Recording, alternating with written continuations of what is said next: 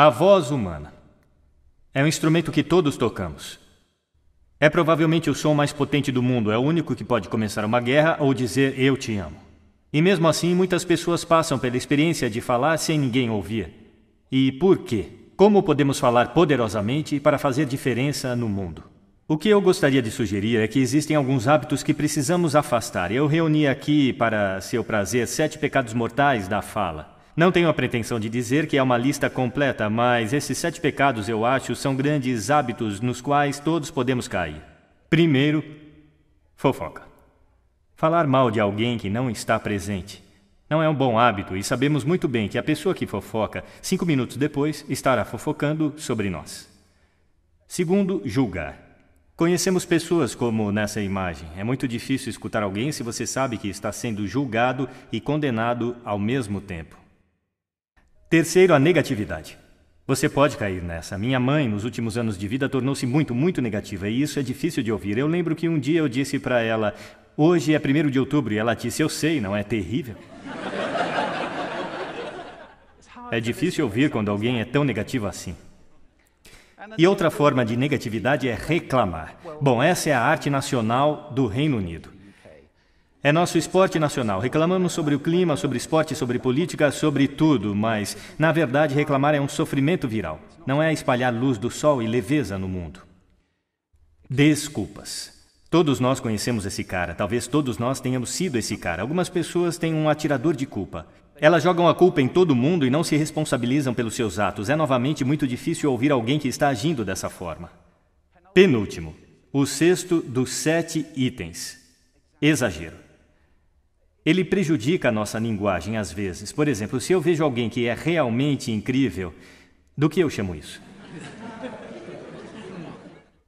Então, é claro, esse exagero se torna mentira e nós não queremos ouvir pessoas que sabemos que estão mentindo para nós. E, finalmente, o dogmatismo. A confusão de fatos com opiniões. Quando essas duas coisas se confundem, você está ouvindo na direção oposta, alguém está bombardeando você com suas opiniões e como se fossem a verdade. É difícil. Então aqui estão eles, os 7 pecados mortais da fala. São coisas que eu acho que precisamos evitar. Mas há uma forma positiva de pensar sobre isso? Sim, existe. Eu gostaria de sugerir que há 4 bases, fundações, sobre as quais podemos ficar se queremos que o nosso discurso seja poderoso e para fazer a diferença no mundo. Felizmente, essas coisas soletram uma palavra. A palavra é hail, granizo, e ela tem uma grande definição também. E eu não estou falando sobre o material que cai do céu e o acerta na cabeça. Eu estou falando sobre essa definição. Cumprimentar ou aclamar entusiasticamente, que é como as nossas palavras serão recebidas se ficarmos sobre essas 4 bases. Então, o que elas representam? Vejam se conseguem adivinhar. O H. Honestidade, é claro. Ser verdadeiro no que você diz, sendo direto e claro. O A é a autenticidade. Apenas sendo você mesmo. Um amigo meu descreve isso como estar sobre sua própria verdade, que eu acho que é uma bela maneira de colocar. O I é a integridade. Sendo a sua palavra, na verdade, fazer o que você diz e ser alguém que as pessoas podem confiar. E o L é o amor. Eu não quero dizer o amor romântico, mas quero dizer desejar às pessoas o bem. Por 2 razões. Primeiro, acho que a honestidade absoluta não pode ser o que queremos. Meu Deus, você está tão feia esta manhã. Talvez isso não seja necessário. Temperada com amor, é claro, a honestidade é uma grande coisa. Mas também, se você está realmente desejando bem a alguém, é muito difícil julgar ao mesmo tempo. Eu nem tenho certeza de que você pode fazer as 2 coisas simultaneamente. Então, hail. Além disso, é o que você diz, e é, como diz a velha canção, é o que você diz e também a maneira como você diz. Você tem uma caixa de ferramentas surpreendentes, é um instrumento incrível, e ainda assim esta é uma caixa de ferramentas que poucas pessoas já abriram. Eu gostaria de remexer um pouco lá com você e só puxar algumas ferramentas que você pode gostar de usar e que vão aumentar o poder da sua fala. Registro, por exemplo. Agora, registro de falsete que não pode ser muito útil na maioria das vezes, mas há um registro no meio. E eu não vou ser muito técnico sobre isso com qualquer um de vocês que são treinadores de voz. Entretanto, você pode colocar a sua voz. Então, se eu falar aqui pelo meu nariz, você pode ouvir a diferença. Se eu descer aqui na minha garganta, que é onde a maioria de nós fala, a maior parte do tempo. Mas se você quer peso, você precisa ir até aqui no peito. Você ouve a diferença? Nós votamos em políticos com vozes mais graves, é verdade? Porque associamos profundidade com poder e autoridade. E isto é registro. Então nós temos o timbre. É a forma como a sua voz é sentida. Mais uma vez, a pesquisa mostra que preferimos as vozes que são ricas, suaves e quentes, como o chocolate quente. Bom, se você não é assim, isso não é o fim do mundo, porque você pode treinar. Contrate um treinador de voz. E há coisas incríveis que você pode fazer com respiração, com postura e exercícios para melhorar o timbre. E agora a entonação. Eu amo entonação. Esta é a metalinguagem que usamos para lhes conferir significado. É uma raiz de sentido na conversa. As pessoas que falam tudo em uma nota só são realmente muito difíceis de ouvir se eles não têm entonação alguma. É daí que o mundo monotônico vem, ou monótono, monotom. Também temos entonação repetitiva chegando agora, onde cada frase termina como se fosse uma pergunta, quando na verdade não é uma pergunta, é uma afirmação. E se você repetir essa várias vezes, na verdade restringe a sua capacidade de se comunicar através da entonação, que é uma pena. Então vamos tentar quebrar esse hábito.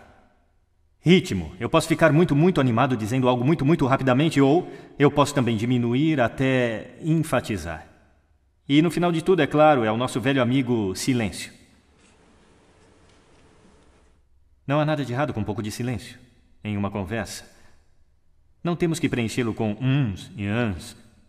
Pode ser muito poderoso. Claro, a tonalidade. Muitas vezes vai junto com o ritmo para indicar excitação, mas você pode fazê-lo apenas com a tonalidade. Onde você deixou as chaves? Onde você deixou as chaves?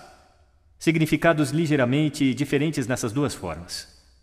E, finalmente, o volume. Eu posso ficar muito animado usando volume. Desculpe se eu assustei alguém, tudo bem? Ou eu posso fazer vocês realmente prestarem atenção ficando bem quieto. Algumas pessoas irradiam o tempo todo. Tente não fazer assim. É chamado de sodcasting. Isto é impor o seu som às pessoas ao seu redor sem nenhuma consideração. Não é agradável. Naturalmente, onde tudo isso entra em jogo, acima de tudo, é quando você tem algo realmente importante para fazer. Pode ser num palco como este, dando uma palestra, pode ser propondo casamento, pedindo um aumento, discursando em um casamento, seja o que for. Se é realmente importante, você deve isso a si mesmo. Olhar para esta caixa de ferramentas e o motor que vai funcionar, e nenhum motor funciona bem sem ser aquecido. Aqueça sua voz. Na verdade, deixa eu mostrar como fazer isso. Será que todos podem ficar de pé por um momento? Eu vou mostrar os 6 exercícios de aquecimento vocal que eu faço antes de me apresentar em cada palestra. Sempre que forem falar com alguém importante, façam isso. Primeiro, braços para cima, respiração profunda e inspirem. Assim. Mais uma vez. Muito bom. Agora vamos aquecer os nossos lábios. Vamos para... Muito bom. E agora... Igual quando você era criança. Agora seus lábios devem ganhar vida. Vamos fazer o seguinte com a língua, exagerando. Lá, lá, lá, lá, lá, lá, lá, lá. Lindo, estão ficando muito bons nisso. E em seguida agora enrole uma... É como champanhe para a língua. Por fim, eu só posso fazer um. Os profissionais chamam isso de sirene. É muito bom. Começa com o I e vai para o O. O I é agudo e o O é grave. Então você vai...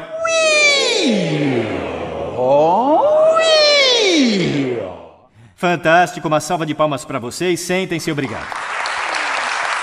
Da próxima vez que falarem, façam isso com antecedência. Agora deixe eu colocar isso no contexto para fechar.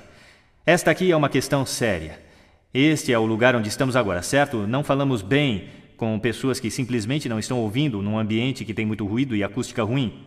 Eu falei sobre isso neste palco em diferentes fases. O que seria o mundo caso estivéssemos falando poderosamente para as pessoas que estavam ouvindo conscientemente em ambientes que eram aptos para o propósito?